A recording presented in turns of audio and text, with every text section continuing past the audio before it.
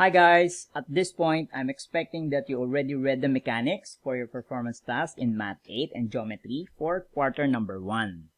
Now, on this video, I'm going to discuss quickly how to determine the equation of the line with its domain and range. Okay, so let's begin. Okay, so as you can see here, so this is my chosen figure, alright? So FYI, this is the logo of Valorant, okay, a game in PC, alright? Now, I'd like you to focus on this portion. See that? Okay, now, if I'm going to sketch this on a Cartesian plane, I'm going to see to it hindi ako masyadong mahirapan. What do I mean? So, what I'm going to do here is that yung mga endpoints ko should be an integer. Okay, like this. See that? Okay, see the difference? Okay, because if I'm going to stick with this one, medyo mahirapan ako because yung coordinate nitong particular point na to is a fraction or decimal. Okay? So, compare dito, okay, mas madali because like I said, integer yung coordinates. See that?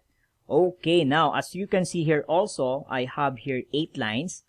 Dalawang horizontal, dalawang vertical, 4 na slant lines. Okay, so on this video, I'm not going to discuss all the equations of these 8 lines. Okay, so pipili lang ako ng 3. Okay, to do that, label natin. Alright, as shown. Okay, now, okay, so in your geometry class, di ba, yung line AB, okay, we write it as this, right? AB, then with this arrow, okay, above, or simply we represent it as small letter. Okay, in this case, I'm going to call line AB as line P. Pareho lang, okay? While this one, line CD ko, ang gagawin, represent ko siya as line Q, while this line EC, represent ko siya as line R. Okay? Okay, so let me have first line P. Okay, so as you can see here, yung line P, okay, is a vertical line. Okay? So, notice nyo, parehas ng x yan, parehas ng abscissa. So, therefore, the equation of this line is x equals 3. See that? Okay, but take note, pag sinabi natin x equals 3 kasi guys, okay, pag sinabi natin x equals 3, that's a vertical line that extend infinitely, going to positive infinity, going to negative infinity. Agree? Okay, but as you can see in my illustration, segment lang siya, portion lang siya ng line. So, dito ngayon papasok yung domain and range. Okay? Now, so in your grade 7, diniscuss sa inyo how to represent a set, right? Domain and range is a set kasi, alright? So, there are 2 ways to write it, set builder notation or interval notation. So, let's have first the set builder notation. Okay.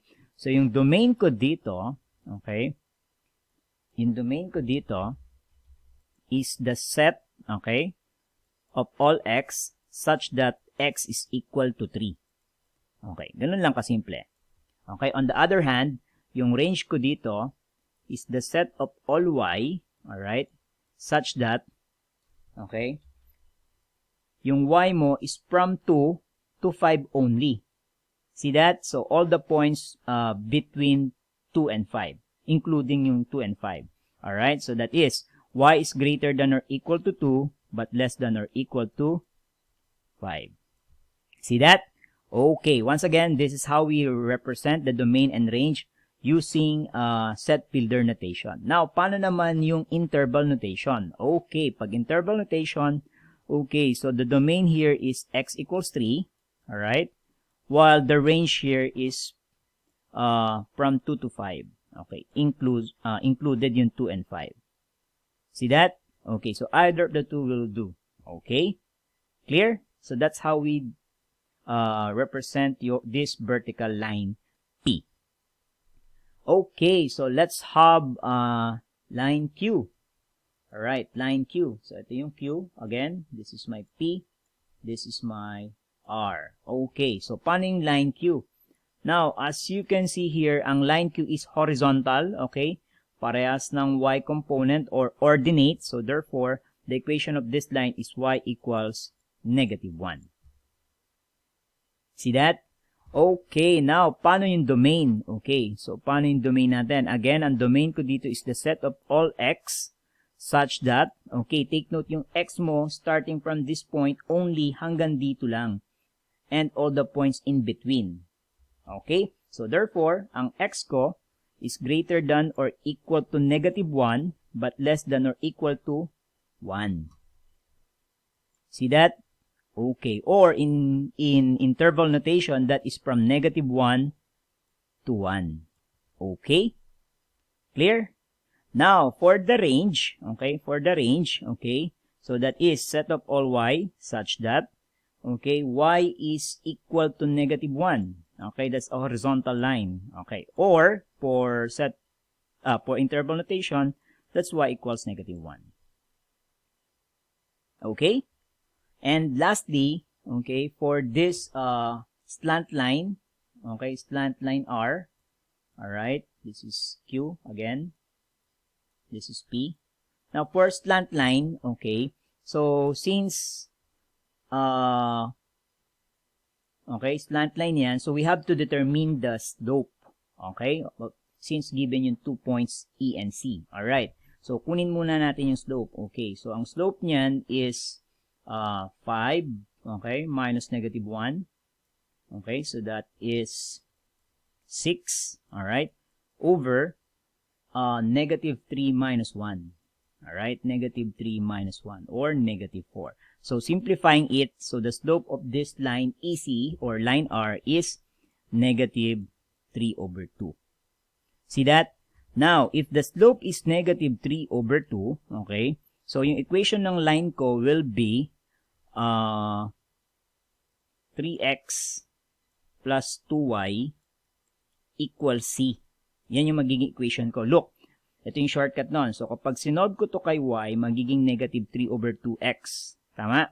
So, now, how are we going to get C? Either we substitute 1 -1 or -3, 5. So, in this case, I'm going to substitute 1 -1 on this. Alright? So, if x is 1, okay, y is -1, so that will be 3 times 1 plus 2 times -1. So, that will become 3 minus 2, or 1.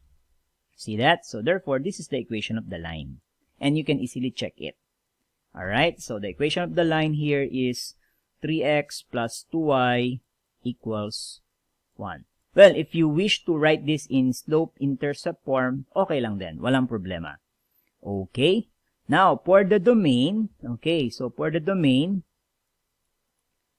okay, so ang domain ko dito is the set of all x such that x is greater than or equal to, okay, so take note ang x ko mula dito hanggang dito, right? Mula dyan hanggang dito. Okay, so that is from -3 to 1. Alright, so x is greater than -3 but less than or equal to 1. Or, in interval notation, that's just simply -3 to 1. Mas madali yung ganitong interval notation. Agree? Okay. Lastly, for the range, okay, for the range, that is the set of all y such that y is greater than or equal to, take note, ang y ko mula dito hanggang dito. Right? So, from -1 to 5. See that? From -1 to 5. So, that is y is greater than or equal to -1 but less than or equal to 5. Or in interval notation, that's simply -1 to 5. Okay, ganun lang kasimple. Okay? So, I hope clear sa inyo yung gagawin nyo, yung ina-expect namin sa inyo on your performance task for this quarter.